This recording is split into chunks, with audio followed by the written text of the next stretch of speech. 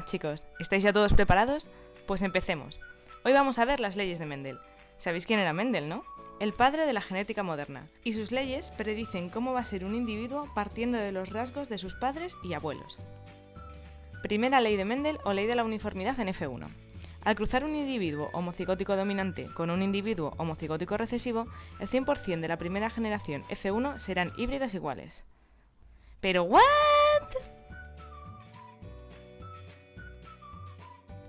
A ver, por partes. Empecemos por el principio. Esto es un cromosoma. A nosotros, para cada carácter que tenemos, como por ejemplo el color de ojos o el tipo de pelo, necesitamos un gen de la madre y un gen del padre, que vienen cada uno dados en un cromosoma, uno de la madre y otro del padre. Estos dos cromosomas se llaman homólogos, y dependiendo de cómo sean los genes de nuestros padres, si dominantes o recesivos, y de acuerdo a las leyes de Mendel, que ahora veremos, tendremos los ojos de un color o el pelo liso o rizado. Los genes, que se encuentran dentro de los cromosomas, son los que contienen información para un determinado carácter. Y los alelos son las alternativas que puede presentar un gen que controla un determinado carácter, por ejemplo si tenemos el pelo liso o rizado, o si tenemos los ojos claros o oscuros.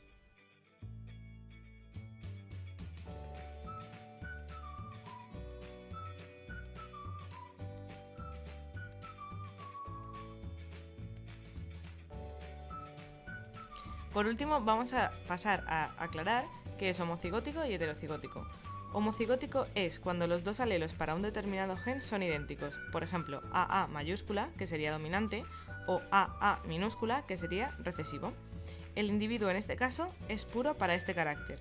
Sin embargo, si los dos alelos de un determinado gen son diferentes, por ejemplo, A mayúscula y A minúscula, el individuo es heterocigótico o híbrido para este carácter.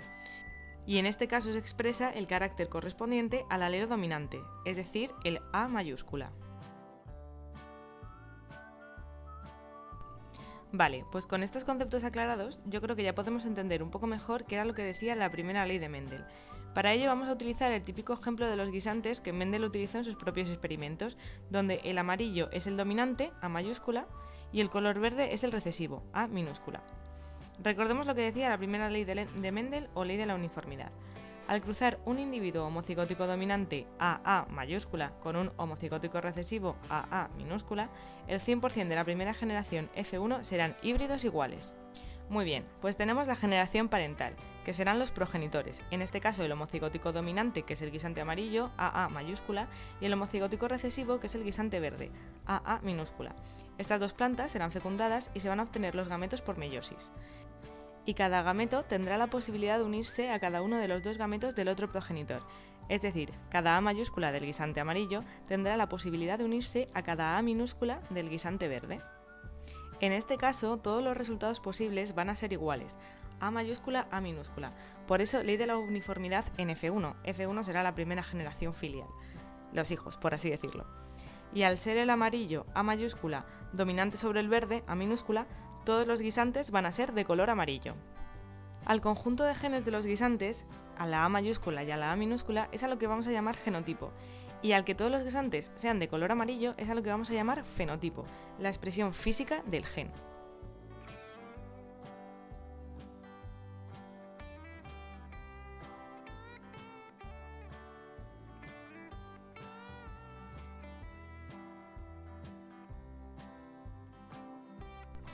Pasemos ahora a explicar la segunda ley de Mendel o ley de la segregación de los caracteres en F2. Todos los híbridos de la primera generación F1 presentan el carácter dominante del progenitor, es decir, son guisantes amarillos. Sin embargo, en el mundo siguen existiendo los guisantes verdes, ¿no? Así que en algún momento el carácter recesivo verde tendría que volver a expresarse. Y esto fue lo que se preguntó Mendel, ¿cuándo se expresaba el carácter recesivo? Por lo tanto, sigue haciendo experimentos. Mendel cruzó semillas de las plantas obtenidas en F1, es decir, cruzó dos guisantes amarillos obtenidos en F1 que son híbridos A mayúscula, A minúscula iguales, y obtuvo lo siguiente. Esta vez la generación parental van a ser dos individuos obtenidos en F1 que son genotípicamente y fenotípicamente iguales, A mayúscula, A minúscula.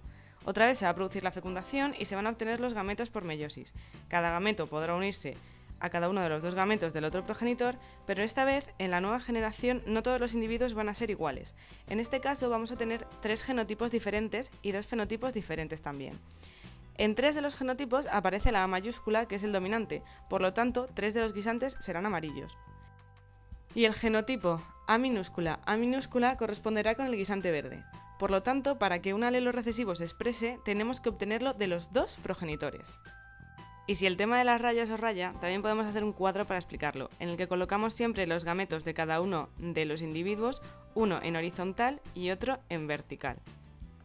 Y ahora vamos a pensar un poco. ¿Sabríais decirme cómo son los genotipos obtenidos en F2? ¿Y en qué proporciones se obtienen?